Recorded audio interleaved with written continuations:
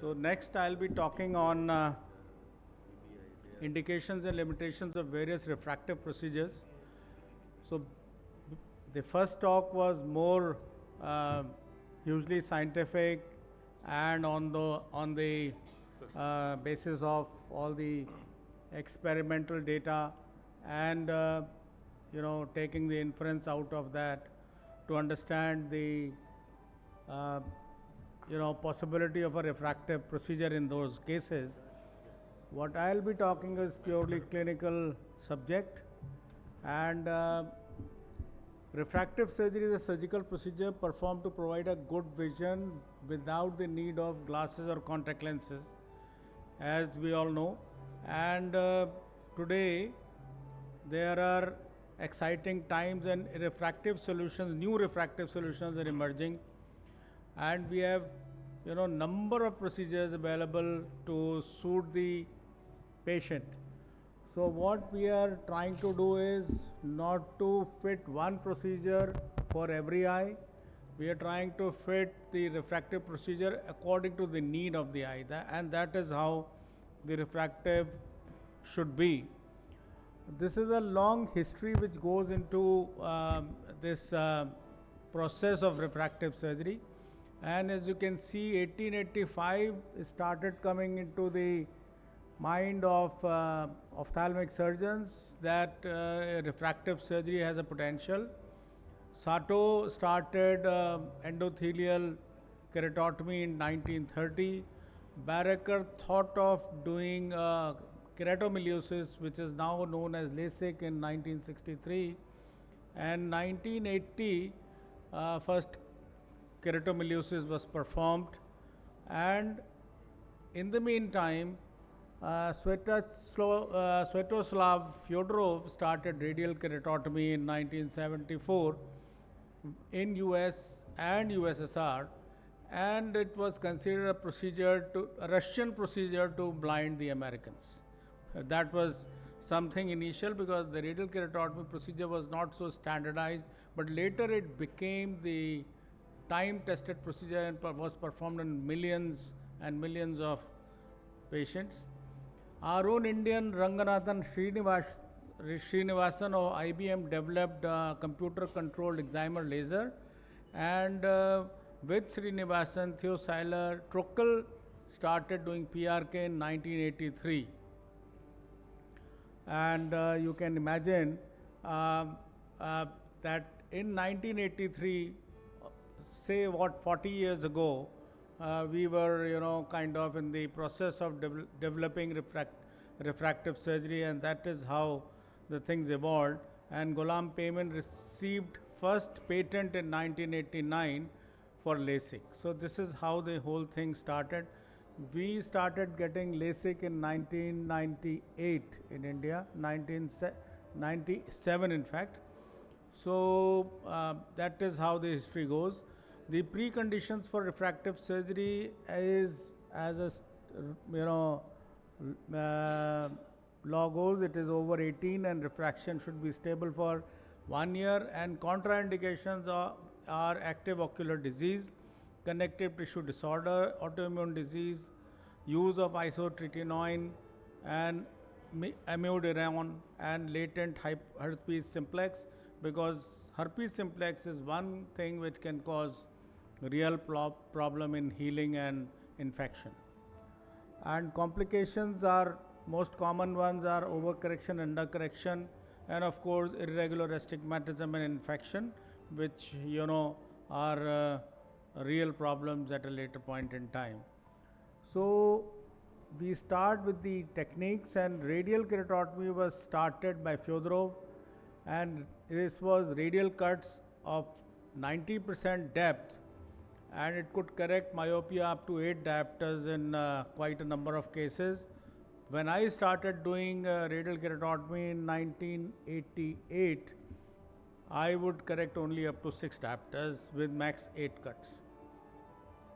Astigmatic keratotomy was like making linear or arcuate or curvilinear incisions in the peripheral cornea for correcting up to 6 diopters of astigmatism, and today it is still in being used for correcting all those cases of astigmatism after cataract surgery or penetrating keratoplasty. Hexagonal keratotomy was used, for making a hexagon of the cuts on the central cornea about 6 to 8 millimeter from the center, and this was meant to correct hyperopia, but it was not successful and created a lot of corneal haze in the center, and then was given it completely. So then surface procedures came, and surface procedures are now being back into the recognition because higher powers can be corrected, microkeratome related complications are avoided, and dry eye is not there, and the variation in the corneal thickness was the cause of ectasia. Now, these surface procedures were not so popular when we started in 1995 when I started doing LASIK, because mitomycin C was not introduced in the science. And later on, when mitomycin C came into picture and corneal haze was not an issue for higher power corrections, these surface ablations have come back into into the picture and being done more commonly. Now PRK up to 8 diopters, and after that trans PRK or advanced surface ablation. It is not that there is epithelium is not removed.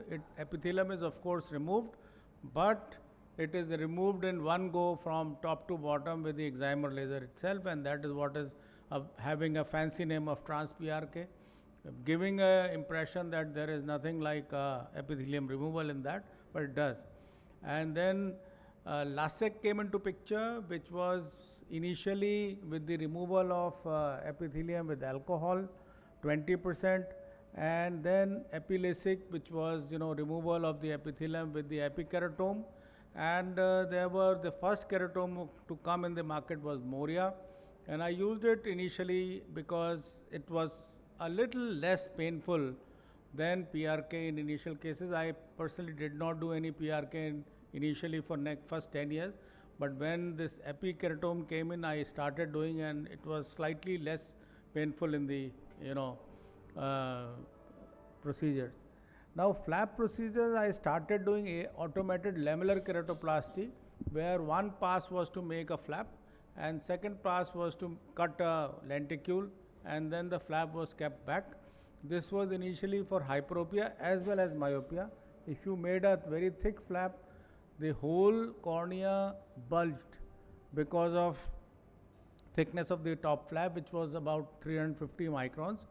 But it was not kind of a procedure which was accurate, and that is why hyperopic ALK was not very popular, but myopic ALK was good for a high myopia, like even up to 10 to 14 diopters.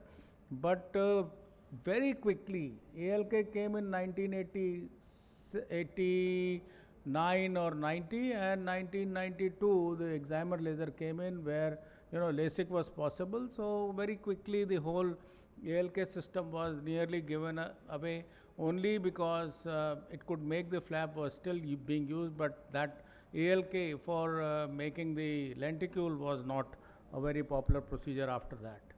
LASIK is the gold standard, which continued after that, and then it's very reliable and accurate with very quick recovery time, the wow factor, and that is how the things went from all these incisional procedures to the laser procedures.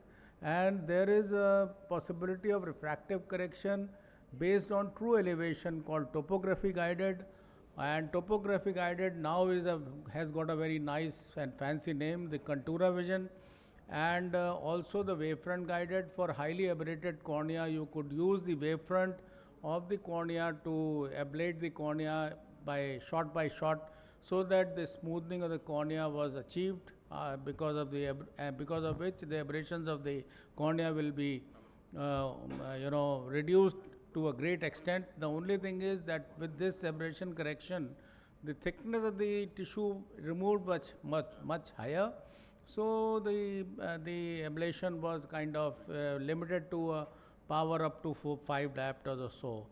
But and later femtosecond laser came in. I started doing femtosecond laser in 2008.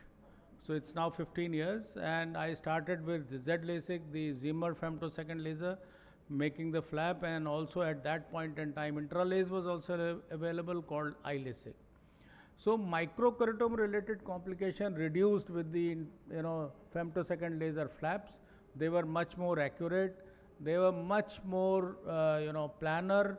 The thickness of the flap was uniform from periphery to the center, which was like in the blade it was central thickness of the flap was lesser and peripheral thickness was more. So that is why this thing, the femto flap became much more, also the accuracy of the flap, the standard deviation of the flap thickness was 3 to 5 microns as compared to the blade flaps, which were in the standard deviation was 20 to 50 microns.